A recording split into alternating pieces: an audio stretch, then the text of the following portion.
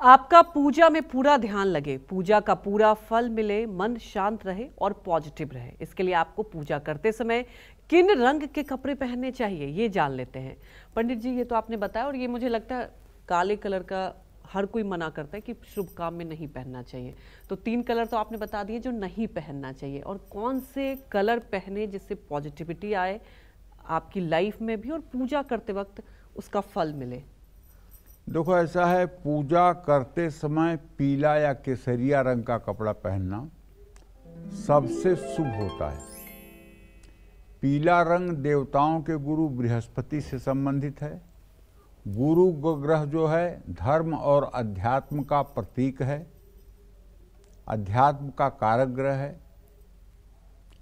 पूजा में पीले रंग के कपड़े या बसंती रंग के कपड़े पहनने से मन स्थिर रहता है और मन में सकारात्मक विचार आते हैं। वहीं केसरिया और पीले रंग को अग्नि का प्रतीक माना जाता है। इसको धारण करने से भी मन में उत्साह में वृद्धि होती है। एक बात जरूर ध्यान दीजिएगा कि वस्त्र के साथ साथ मन के भी पवित्र होने की बहुत ज़रूरत है, क्योंकि आप एक बात देख लीजिए,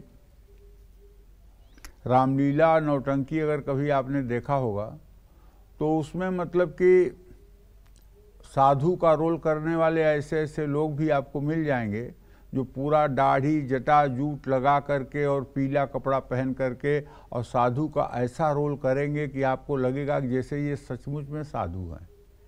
लेकिन जब वो पर्दे के पीछे जाएंगे और अपना मेकअप उतारेंगे तो फिर वो अपने असली रूप में होते हैं। उनसे कोई मतलब नहीं है पूजा पाठ से, कोई मतलब नहीं है धर्म कर्म से। उनका एक स्वांग था, स्वांग उन्होंने अपना निभा दिया, बस बात खत्म हो गई। तो वस्त्र ही अच्छे नहीं पहनने चाहिए, विचार भी अच्छे रखने चाहिए। क्योंकि कालनेमी जो था रावण का सचिव, उसने भी तो जेठुआ महावीर पर जा करके पीले रंग का भगवा कपड़ा पहन करके और रामायण की कथा कह रहा था। तभी तो हनुमान जी जैसे भक्त उसको देख करके रास्ते में रुक गए और प्रणाम किए, 2 मिनट तक कथा भी सुने। लेकिन जब उसने कथा में कहा कि होय महारण रावण रामू, जीते ही रामन संशय यामू, जब उसने पहले कहा कि होय महारण रावण रामू, तो हनुमान जी तो ज्ञानियों में अग्रगण्य है भाई, ज्ञान इनाम अग्रगण्यम, ज्ञानियों में अग्रगण्य है। अतुलित बल धामम, अतुलित बल के धाम हैं। तो उनके मन में खटका कि अगर ये भगवत भक्त होता तो पहले राम का नाम लेता, ये रावण का नाम पहले क्यों ले रहा है, कहीं कुछ न कुछ दाल में काला है। तो हनुमान जी ने कहा अच्छा मैं ज़रा जल पी करके आता हूँ। तो बगल में एक छोटा सा सरोवर था, उसमें जा कर के हनुमान जी ने प्रवेश किया जल लेने के लिए। तब तक एक मकरी उसमें रहती थी, लात लाग मकरी अकुलानी। वो मकरी जो है व्याकुल हो गई हनुमान जी के स्पर्श से और तुरंत एक सुंदरी अप्सरा का रूप धारण करके वो हनुमान जी के सामने प्रकट हो गई। और उसने कहा मुनि न होई यह निश्चर घोरा। हे हनुमान, ये मुनि नहीं है, ये निश्चर है, घनघोर निश्चर है। ये तुम्हारे समय को बर्बाद करने के लिए यहाँ बैठा हुआ है। हनुमान जी समझ गए और उसको श्राप था कि जब त्रेता में हनुमान जी के पैरों का स्पर्श तुम्हारे शरीर से होगा तब तुम्हें इस मकरी देह से मुक्ति मिलेगी और तुम्हें स्वर्ग की प्राप्ति होगी, पुनः अप्सराओं में जाकर के तुम सम्मिलित हो जाओगी। तो हनुमान जी विनम्रता के साथ गए और कालनेम से कहे कि आपका कथा तो मैंने सुन लिया, अब आप कुछ गुरुदक्षिणा ले लीजिए।